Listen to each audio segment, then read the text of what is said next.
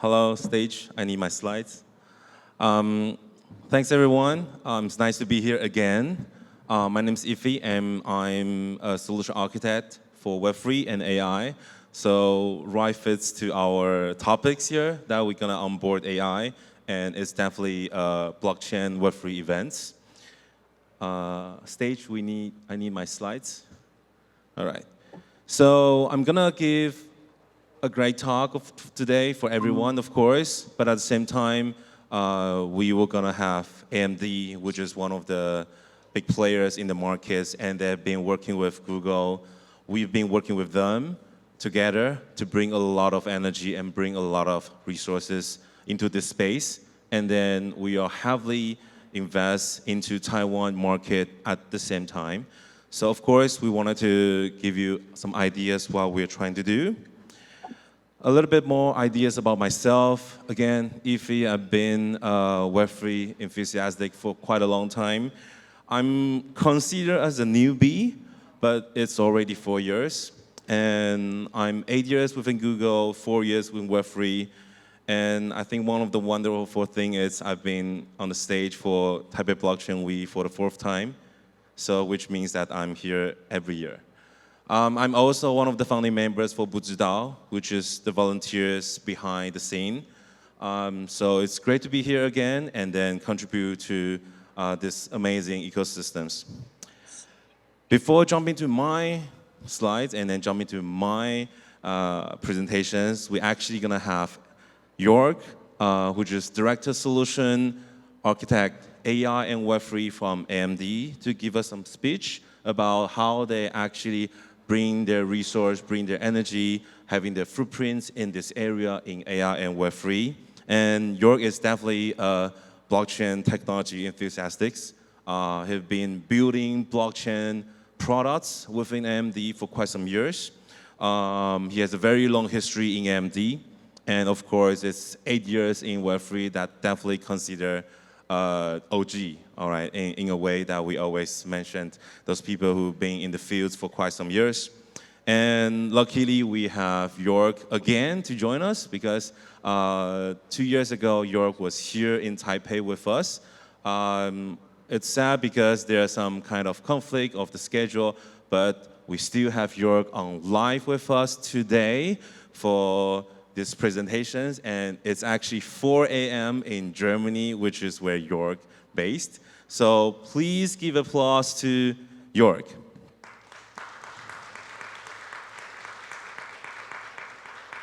Jörg, test. Jörg, can you hear us? Yes, I can hear you loud and clear. Can you hear me? Yes, I can hear you. So I think it's time for you to start your presentations. Excellent. Thank you very much, Eefy. I'll bring it to you. I will just go into presentation mode. Can you see full screen now? Yes, we see it clear. You can go for the full screen. Excellent. Thank you very much. Yeah, good morning, Taipei. It's a real pleasure to be here again and presenting with Eefy and the Google Cloud. So it's very interesting what happened in the last couple of years, and it's also interesting what happened, what we have discussed last time. So last time we talked about that Web3 blockchain is the most transformational technology in the past 50 years. So now we have added AI, and what is very interesting, it's not a separate technology. So all these different things are merging together. So we had blockchain in the past, and I remember that we talked about that blockchain will become an API. People will not talk about, but they will use it. It doesn't matter if it's for data analytics or if it is for data transformation, if it's for data storage, if it's for the financial sector, where we also can see big steps forwards having blockchain technology within our payment systems. And now we get a new component added, and this is AI. And this is running kind of hand in hand as a building block into blockchain. And what I want to tell you today is a little bit more about what we are doing in cooperation with Google Cloud. and where the trend is moving on, having a specific focus on confidential compute. I also remember that in the last session, we started to talk about confidential compute. We know since that a consortium got founded, the Confidential Compute Consortium, where we are working with the industry leading partners on a kind of a standard, how to make the data secure in data centers until the edge devices. And that's really important to understand, and very important part, which you can see in various infrastructures. So autonomous agents, for example, smarter cities, advanced robotics, health and life science. And I would say health and life science is one of the most important factors, because health is our highest secured value. Research, very important part. Jörg, is there a question? Yes, Jörg, we need the screen to be bigger so everyone can see the screen. So at this moment, it's at the slides, but we don't have the full screen yet. Okay, I swept. Can you see it now? I think it's still the same. It's still the same? Hold on. Okay, let me check how I can make full screen. Is it getting better? It's bigger. It's bigger. Hold on. Is it even bigger? Yeah, it looks a bit better. Okay, sorry for that. Okay, good. I will continue. So last point is the supply chain management part, where we have also both components added. And these areas will be continuously developed further in terms of setting standards. And it's very interesting. So now we're talking about AI, and there is a very interesting study. This study shows the difference between the posts for automated prone jobs compared to the manual intensive related jobs. And since ChatGPT has been launched, and this is very interesting. So that means what we can see on the graph on the left side is that the posts for automation prone jobs is getting down because agents are already taking over these kind of jobs. And this will be increased in the next couple of years. And I think this is always happening when we see a new transformer technology hitting the market. There is a company called Manus, and they are offering, based on OpenAI, a PhD level agent for around 20K a month. This is what they currently are planning and working on, which can help in various areas to focus on research and development, document management, and a lot of more things. It's also interesting in regards to that research, and this is coming from the Harvard Business Report, so that about 40% see an increase in productivity. And I think we all see that increase in our productivity. Just working with a chat agent, it doesn't matter if we ask questions around our jobs, physics, chemistry, or if we just correct our spelling in sentences or get them translated, for example. More than 80% of the workers are already using AI. And for them, it makes a significant difference in becoming more efficient in terms of time. I can translate faster, I can summarize the things faster, and I can work with a lot of more tools, which I haven't had before.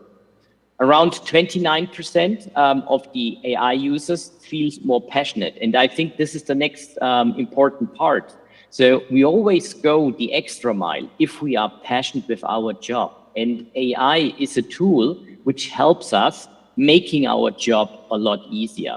It doesn't matter what we are doing, if we are calculating something, if we're doing code development, which personally I'm doing a lot in regards to Python.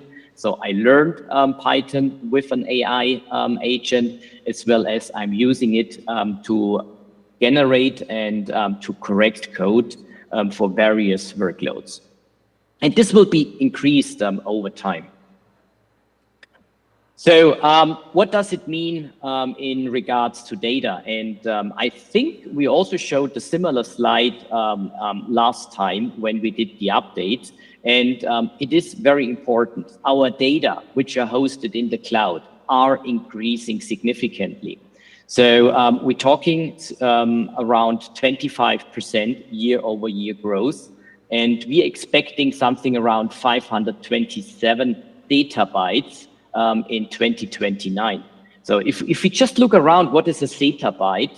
So talking about 1 billion terabyte with 9 zeros in the number. So that's a huge number. And we see this increased year by year. We have seen this already increased year by year, talking about blockchain, getting all the different stuff stored on the network, on the cloud. And this is getting even more and more. If we just look how many different large language models or stable diffusion or flux models are out in the market, it's insane. And this is increasing day by day, week by week, and month by month. And we need to make sure getting these data in the best way secured, as well as handled between the different parties. One big part I would like to mention, and I think this is a very important one for all of us, is financial fraud detection within confidential AI. So here we're talking about 575.1 billion transactions, what we expect in 2028, which is a lot because payment systems are getting more and more digitalized. So we're talking about CDBCs, we're talking about having crypto as an asset value to get transferred. And we need to make sure that all these different payment methods are secured in a confidential manner. So that means that different actors will not have access to our own data. And this is what we are working in particular with within the Confidential Compute Consortium, where we are defining the base functions in terms of hardware and software, which will get integrated finally with our customer solution like Google Cloud.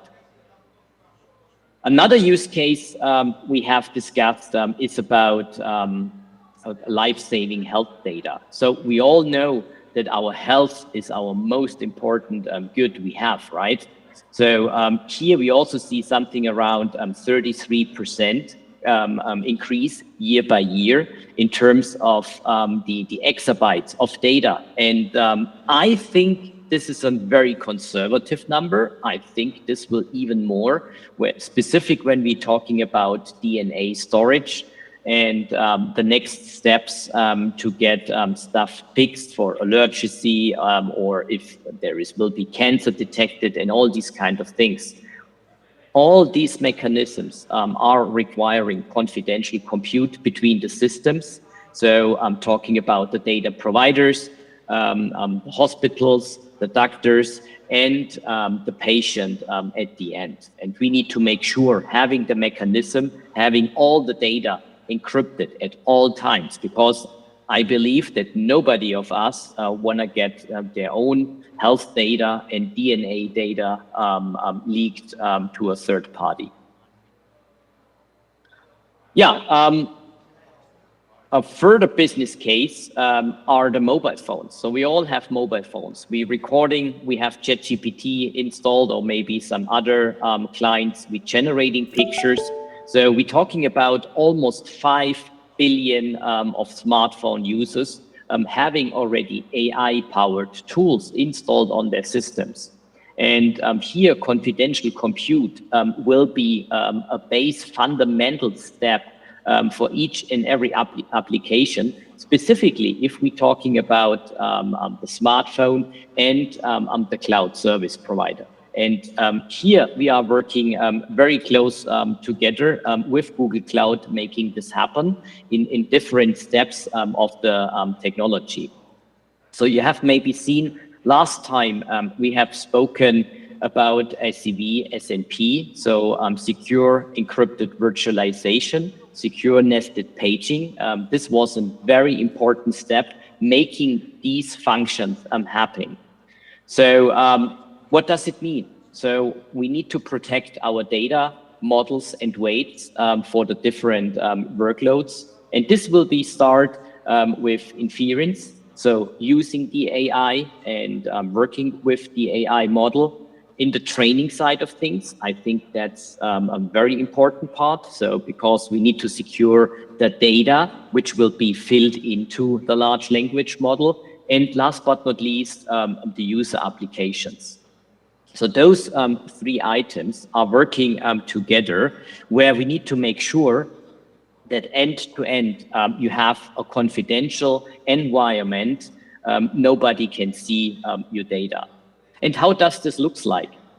So we have spoken about different steps in the last couple of years, getting confidential compute into the system.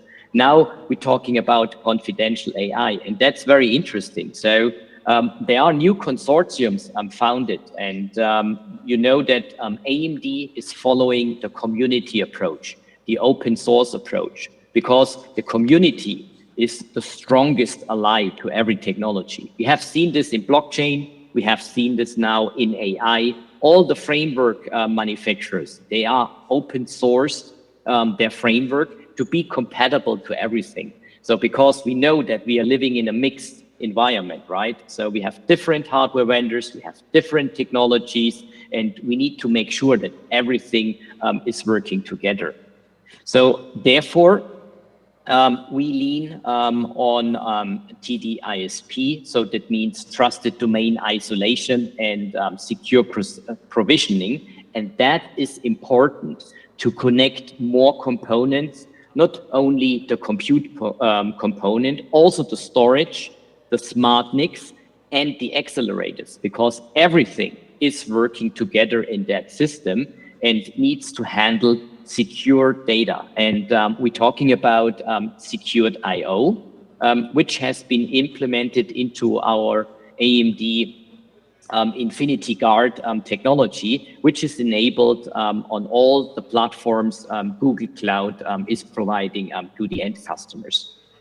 And of course, this is getting further and further developed. So the Confidential Compute Consortium is currently almost 3 years old. All the major hardware and software vendors are already participating in that consortium. And we see new features coming in. The last feature is the trusted domain isolation and secure provisioning, which has been announced in 2024 and which has been now delivered within the firmware for all the AMD-based products. And this is a developing project, so you will see more coming.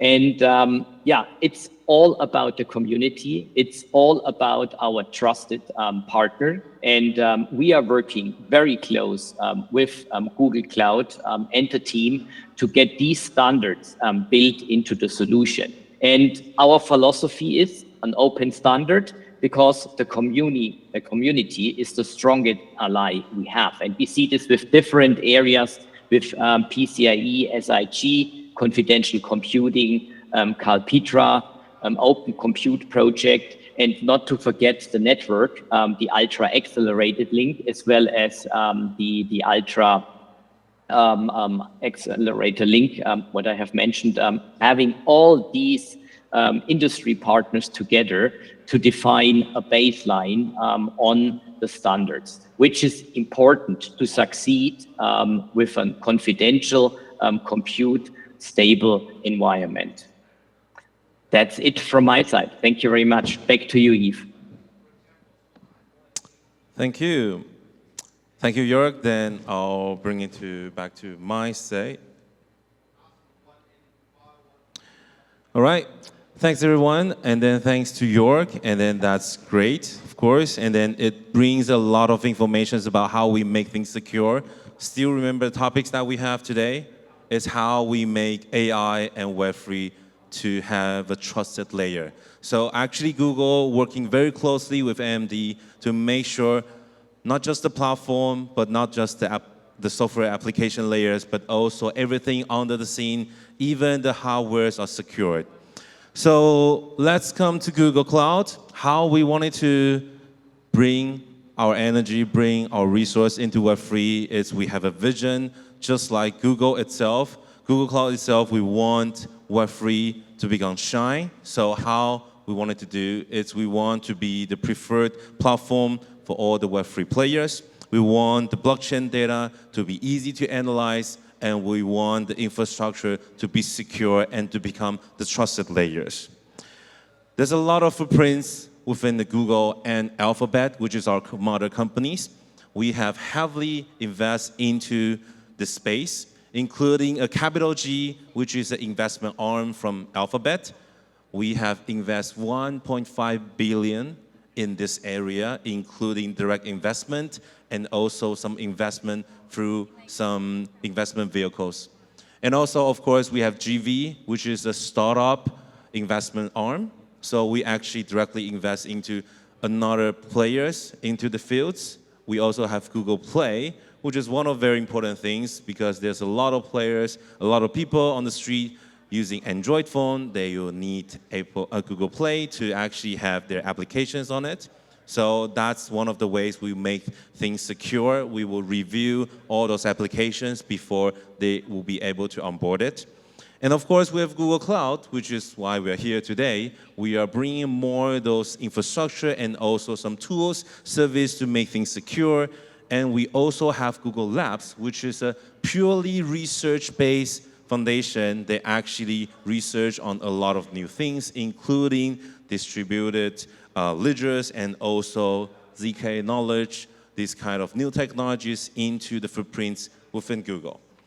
Some of the things that just a little bit more alpha informations like that, we have Google Wallet, we have Google Pay. They are already integrated with ZK knowledge. So those things should be released pretty soon. And then that's one of the things that why we are into this space. We do believe Web3 and all the technologies on blockchain is going to help a lot of things, even from Google. Let's hear something from some of our customers. Aptos is a layer 1 blockchain. It's been designed with evolution in mind. It allows you to support all the use cases of Web3 to build applications seamlessly. Flow Blockchain is a layer 1 decentralized blockchain that is optimized for seamless consumer experiences as well as environmentally friendly experiences. Solana was designed for high-performance use cases that require efficiency, low latency, low cost.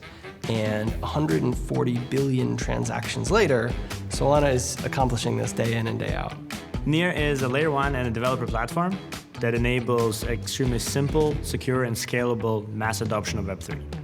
Blockchain data is very complex. A lot of potential users out there, they're really looking for someone to partner with to help integrate their vision. Developers are really a core part of the Flow ecosystem. The real magic happens when developers are able to build their vision for different communities by capturing the zeitgeist of the moment and meeting consumers where they are. With things like BigQuery, developers in the ecosystem feel very confident. Google Cloud is providing all of this middleware that is reading the data from blockchain, putting it into really easily configured ways, and then providing interface for people around the world to access this, fast and performant. An area where I see a big wave of adoption coming is in gaming. They are seeking experiences that are not only fun, but also bringing new modes of play to their users. As those experiences continue to improve, you need infrastructure and a one-stop solution. Google Cloud can provide that.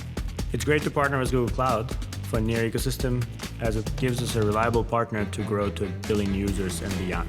What we're excited about at Aptos is to help bridge these different platforms, connecting the people together. High-polished tools and safe interfaces mean that more people can create innovative experiences. I think we're just getting started with Google Cloud. Everything from running an execution node on Flow to bringing more women and minorities into the Web3 ecosystem is very important to both of us. I'm very excited about the future of it. All right, thanks. So that's what we heard from our customers, and they're big players within the market. There are 4 different public chains, and of course, one of the big player in Taiwan market is Kaya. So their logo is on it. Who's Kaya? They basically build the blockchain on Line. So if you're using Line, you might get a chance to actually play some application which is built on top of them. So we have very much footprints in protocols and exchanges and in a way for people to analyze their data, and even some of the secure protocols and service tools in these fields. What makes this different for Google? Of course, again, Alphabet, from the mother companies, we invest a lot. We have a lot of footprints in it. And also, we open the door when we're talking to all those different parties. So imagine that there's a project, they wanted to build something with Google Search. They wanted to enrich some fans enrichment with YouTube. They wanted to do something with Chrome. They wanted to do something with Android. And that's all going to be us. So we are open to all the projects, to all the startups, having their crazy ideas and come to us. We have a lot of users, we are connecting to the world, and then we are connecting to the Taiwan society, so we want to make that happen. We actually build a lot and we invest a lot, so we actually put a lot of energy into it. There are new stuff coming out. We are having RPC service, which is a very important service in this space. And we also have the testnet faucet, which means that if you're going to launch a testnet for a chain, either it's a public chain or it's a semi-chain, any kind of things, let us know. We're going to help you with that. We also have the blockchain analytics tools, and it's always ready, and we are getting more and more data into it, which means if you wanted to analyze what's going on a blockchain, you are able to go and grab those data on the public blockchain, which means you have to spend a lot of time, but you can also come to Google. We have all those things ready for you. And of course, we have the marketplace, which means in a chance, a startup, they can have their products on our stage, on our marketplace to easily approach more people and new business opportunities. And one of the very important thing is definitely security. This is one of the very important stuff that Google have been invest a lot, even before we jump into Web3. We acquire most of the big tech security companies in the world, including Mandiant on the right-hand side. So basically, if any things happened or before they happened, we are in the space and help people to follow the best practice and even to do some investigation, giving out reports. And then, of course, the DR team, which is the one jumping to those urgent cases. AI, of course, we're going to onboard AI this year, so why not Google AI? So Google Cloud AI is definitely one of the key players. We have deep histories on research. Most of our competitors acquire our employees from the team. We do have deep integrations in it. We also build foundations for enterprise readiness. So when you're going to use Google Cloud AI, that means we are ready for you for all the security matters. We have all different layers, including the data, including the model, including the application layers, including those integrated tools. We have Gemini 2.5, which is the new, and we have them in the easiest way, which is Flash. We have Pro, the advanced versions, and we even have the light versions for you to bring Gemini to those edge devices. So luckily, the third party actually ranked Gemini 2.5 as the top performs. So that's one of the nice things that we heard. But of course, time goes by, we have way more models coming out. And we are definitely not to lock anything in. We have all the different puzzles and also all the open source in it, so you can easily jump into the space. Building things on Google is definitely also easy. So one of the very important things that we mentioned about from cheap to chain, then now Google, we are building blockchains. So Google Cloud Universal Ledger is the one that we just released from Google, and it's definitely not for everyone. So this is a chain actually more for the finance institutions. We already working with CME groups. So they are one of the big players in the finance industry in the States. And we have a big comparison here, which is from a third party, put them to it with Stripe and Circle. So I'm not gonna give you more details, but you can easily Google search because we're from Google.